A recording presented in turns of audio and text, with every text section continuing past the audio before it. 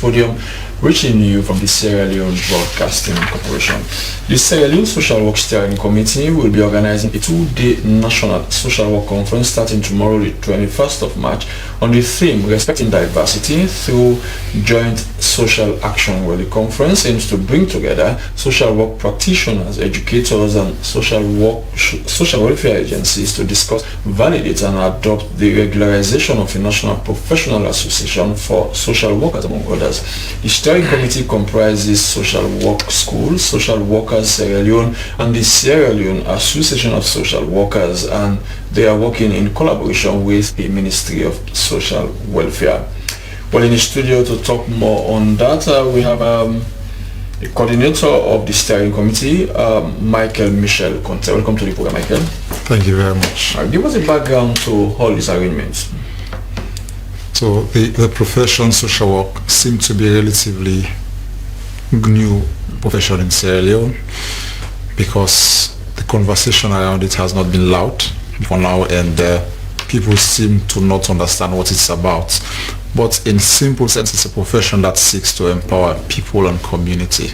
So in every facet of our lives, you want to develop the social aspect of it, whether it's by protecting the children the street, whether it's by protecting the psychosocial being of somebody who may be physically ill, whether it's by advocating or providing for social justice. All of those facets require a professional social worker.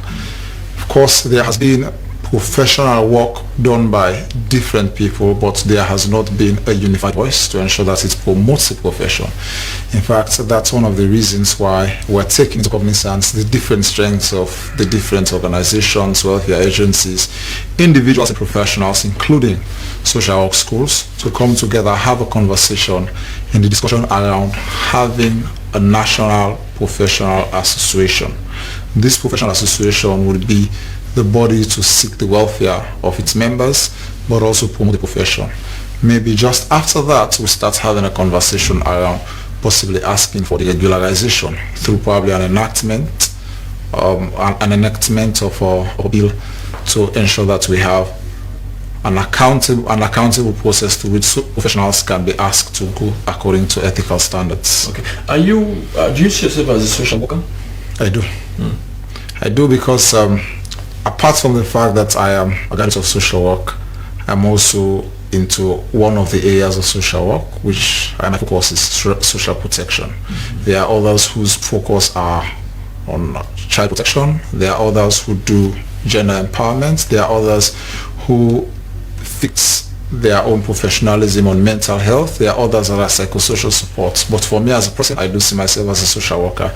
And there are many other people who are actually doing the work of social work, but they do not know that they are doing the work of social work because the promotion of social work has not been so loud. So how do you get them to understand that what they are doing is part of being it's part of social work? So when we have the establishment of an association like this, after the conversation, during the course of the conference, you know already that there is an association through which you have social work membership.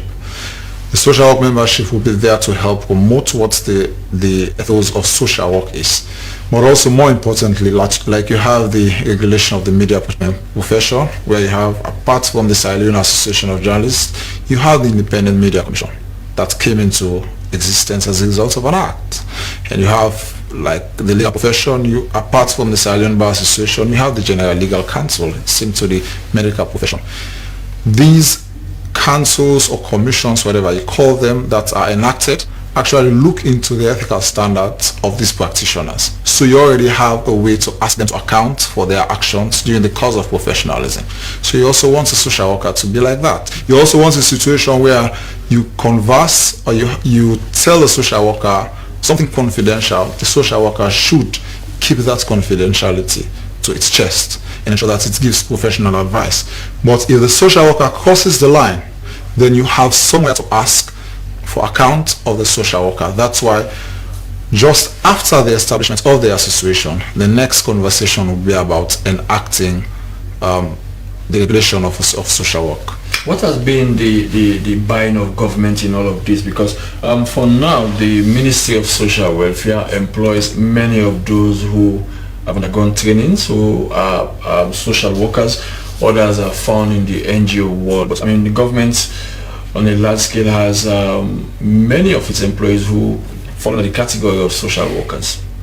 So the intervention of the government into this, as you rightly read, the steering committee is not doing this alone. It was deliberate that the collaboration is done with the government, because it's the fact that we are going to have a welfare organization. I already told you that we want to talk about regularization. The association cannot regularize, cannot fix up the regulatory structure. It has to be through government. And if it has to be through government, there is supposed to be a supervisory ministry. The supervisory ministry, for all you know, would take through the cabinet papers. The minister would have to read through the bill and what actually the bill contains in parliament and things like that. It cannot be me. So that's why we collaborate with the Ministry of Social Welfare, and they have been very supportive into this. They really bought the idea, and they're actually working with us closely. In fact, the Minister of Social Welfare will be the keynote speaker for this National Social Work Conference. So as part of probably what she'll be talking about is continued support of government to ensure that we have the ethics of social work coming to. Now let's talk a bit about the theme, respecting diversity through joint social action. Dilate more on that. So the International Federation of Social Workers, which is the global body for social workers' welfare, actually puts as part of the great things that March month is Social Work Month. And the Social Work Day is celebrated the third Tuesday of March month. And this year's theme is basically looking into bringing to existence one of the key the core values of social work, which is respect. But also you have to look through, whilst you have to respect the person's diversity. In the execution of your role as a social worker, you cannot achieve it all alone. We do, for instance, now we're trying to get a promotion of the profession. We do need the media. Your work as a media practitioner is actually impacting positively on the promotion of the social work profession. That's diversity. We have to respect how much you are contributing towards the promotion of the social work profession. Similarly, in the execution of your work as a professional, there are other diverse groups that may be there to contribute towards ensuring that you have solutions to the social problems. You have to respect their own difference, whilst you also agree to providing a solution to those problems. You should talk about, say for instance, the current biggest social problem, which is drug abuse. The social worker cannot complete the clinical aspect without the medical aspect. You have to respect the medical practitioner's role into that. That is a diversity in ensuring that you bring forth a solution to the social problem. You want to talk about street child, you as a social worker will be there, but there are other institutions which are not social work professionals that can positively impact, including the family, impact on the promotion and the protection of the child. You have to respect that diversity that is coming through and adding value to providing solutions to the social action. Okay, here is Michael Michel Conteh, who is the coordinator of the Sierra Leone Social Work Steering Committee. It's Podium coming to you from the Sierra Leone Broadcasting Corporation with me, Asmiwa. Michael, how do you go in search of social workers in Sierra Leone? We currently have 6 universities offering social work education in Sierra Leone. So you have to first and foremost be academically trained before you talk about professionally trained. Of course, before now there had not been, well, the period for which academic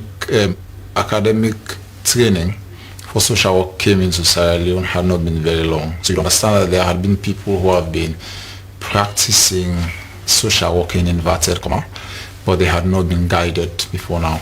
But currently we have 6 universities offering social work education in Sierra Leone, and to a very large extent there are many graduates. But because it is a profession, it goes beyond just having the academic degree, certificate or diploma. There are supposed to be ethical standards through which they need to be managed professionally. In fact, that's the next stage we're going. After the establishment of this association, we want to strive very hard to ensure that the social workers as a professional should be held accountable for their professionalism. If you let them loose, then nobody asks them questions, then they breach ethical standards. And when they breach ethical standards, you do not have any law to hold them to account. So at the moment, is there no law that goes after them when they behave unprofessionally? For example, if a journalist were to cross the line and the journalist does something that is unprofessional, the journalist can be dragged to the IMC, and if IMC finds him or her guilty, there are certain penalties that journalist will undergo. So currently, what most social work related institutions use, they adopt the international ethical standards for their individual organizations. But with relation to the example of the Media Practitioners Act that you gave example to, we do not have the structure as yet. There are no enactments to hold social workers to account. In fact, that's one of the objectives for this conference. We want to have this professionalism of the profession becomes as urgent as possible, because the social issues are many. We are having so many graduates for social work, and we need to have all of them being regulated. Otherwise, only institutions would be setting their own ethical standards, and they are not bound to always adopt the international standards, because the international standards have not by law been domesticated. They are not part of the country's laws. So someone can be arrested and they go to the police, and the police will say, well, we don't have any evidence to show this person violated so and so law. So now that you are pushing for this, let us also look at the way organizations employ social workers. Take, for example, NGOs that look after children, for example. They need social workers who serve as counselors or whatever for these for young people or kids, for example. How do you work with those guys? Currently, we don't work with them. When you say we, I started by telling you what the steering committee is. If I am sure when you say we, you're talking to the steering committee. So the steering committee is a conglomeration of different organizations that have been operating. I'm here to represent the steering committee. So we have not worked with them. In fact, we are calling them for all of us to have conversation during the course of this conference. With regards how employment of social workers are done, of course, I told you that the pathway to professionalization has not been complete. So what happens with most of the social welfare agencies is that they employ, whether they are social work graduates or even graduates from other disciplines, but they do further training in relation to what social work standards are. So these further trainings are what they use to checkmate them, and within their own organizational ethics, they also do administrative actions when they are breached. Thank you very much, Michael. The program is Podium, coming to you from Prison, where shortly we shall end today's edition. Michael, as we are on, maybe a social worker is watching you, how can one be part of this association? All right, so there has been free registration for practitioners, educators, students, and social welfare agencies to go to the conference. The conference will be happening the 21st and the 22nd of March. That's tomorrow and the other day. And we shall be hosting it at the Great Hall, Netimagai Technical University, one of the universities offering social work education. We shall be having the Minister of Social Welfare, Madam Bindu Dasamakamara, as the keynote speaker. Of course, we are having support from UNICEF to ensure that we achieve both the professionalization of the profession, but also to establish the association, whilst we also have conversations around the many social issues that are currently happening in the country and find ways we can find solutions to them. Thank you.